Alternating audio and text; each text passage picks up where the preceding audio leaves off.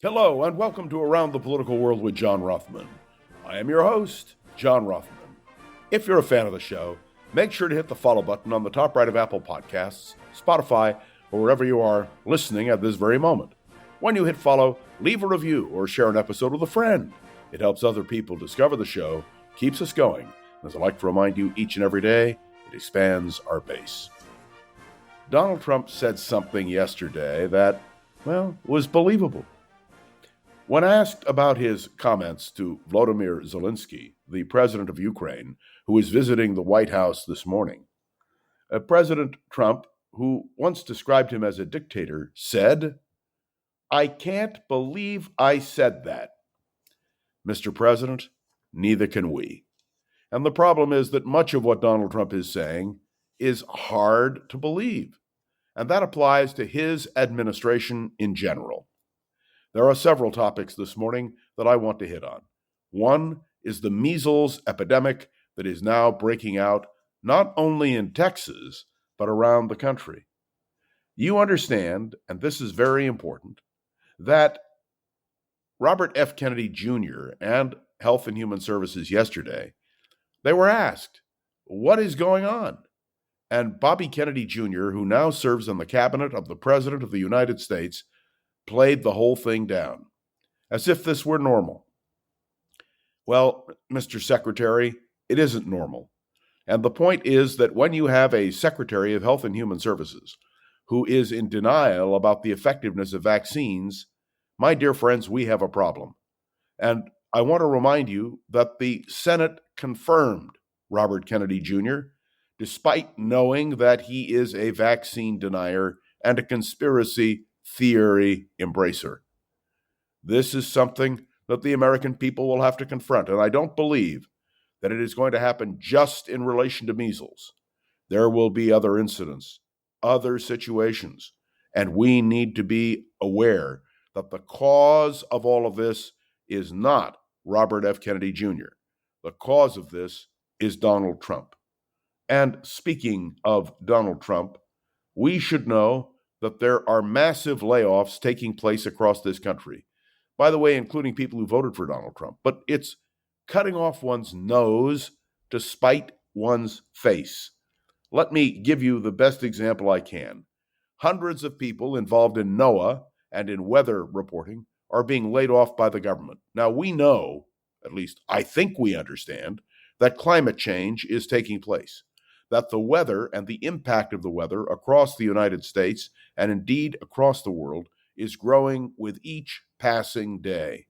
And now, my friends, the question of whether or not laying off people who alert us to issues relative to weather is a good idea. Well, I'm going to tell you right now it isn't. And this will come back to haunt Donald Trump. It will come back to haunt the Republicans. It will come back to haunt the administration.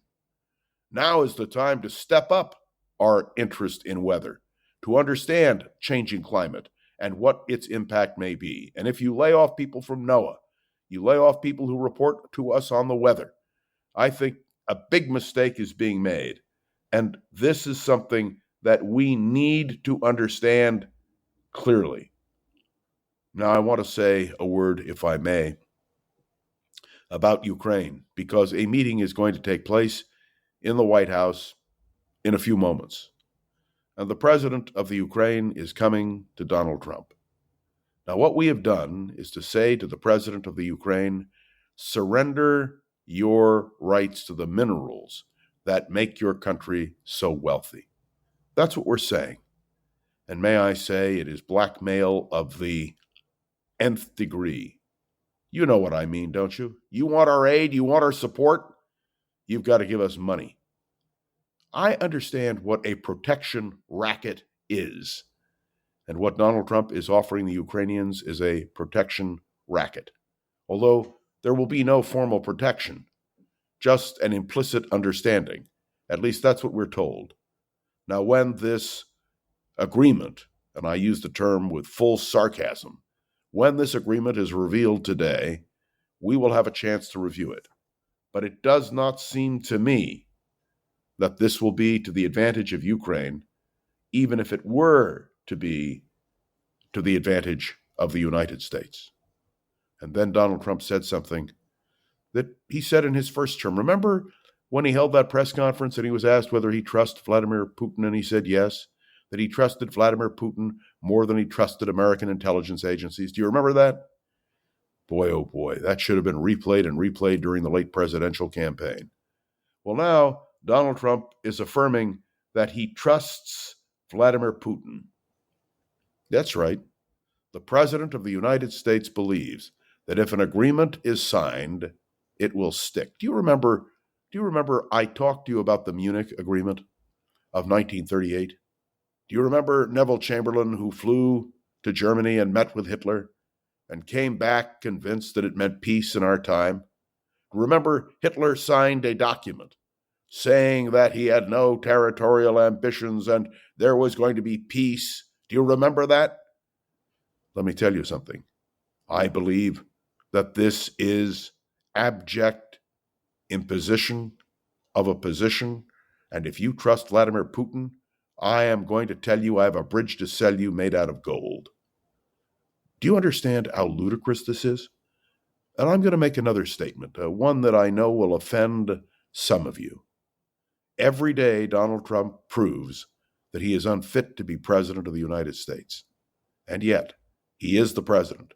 And until January 20th of the year after the election, in 2028, so until 2029, he will be the president, or his vice president, J.D. Vance, will become president, depending upon circumstances.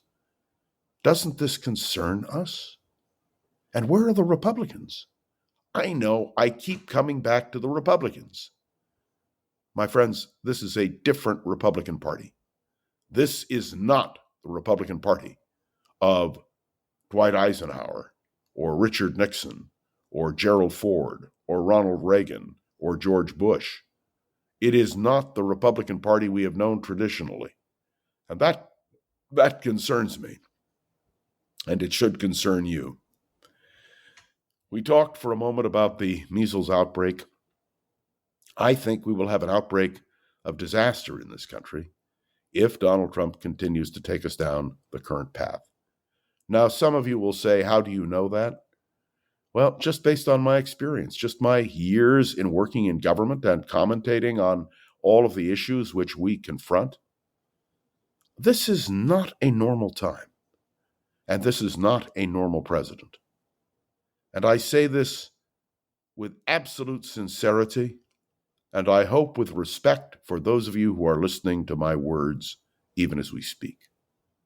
When a president of the United States says he trusts our leading adversary, Vladimir Putin, when a president of the United States allows the firing of people involved in NOAA, when a president of the United States of America allows the Secretary of Health and Human Services to play down what is clearly a potential disaster with the measles, when you have these kinds of statements, and my friends, when tens of thousands of Americans are being laid off jobs that they have done for years, when AID can be dissolved by order of a president, these are not normal times.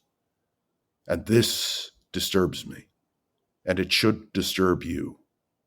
Whether we are talking foreign policy, domestic policy, health policy, this is a moment which we must understand to be so significant. Once upon a time, I read a book called The Presidency in Flux.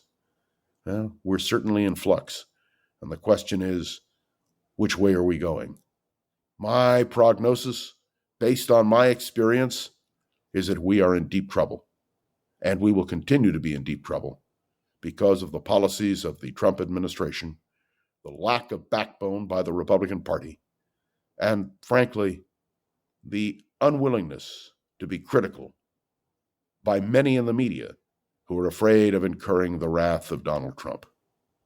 Well, there's no fear here, my friends. I'm going to tell it like it is, off the park, if you will. You can accept it or not, but I believe it to be true. And I hope with all my heart that I am wrong. Because if I'm right, the United States of America is in big trouble. Thanks for tuning into another episode of Around the Political World with John Rothman. I am John Rothman. Make sure to follow along and let me know your thoughts on the show by leaving a review on Apple Podcasts and sharing an episode with a friend or colleague so we can continue to grow and expand, which, of course, is our goal. And, of course, I want to say a special thank you to all of you who offer comments, whether it's on LinkedIn or whether it's on Facebook or whether it's contacting me directly. It is that kind of interactive radio which is so important. And I said radio because, in a sense, this is a continuation of what we tried to do and did do for 3 decades on KGO. My special thanks to Gogo Zoger, the wonderful producer of this program. I know we have the weekend off, and I'll be back on Monday. Let me assure you, we're just getting started with this analysis. And Gogo, thanks so much for doing such a great job. Because of you, we're right here with all of our listeners on Around the Political World with John Rothman. Have a great weekend. See you on Monday.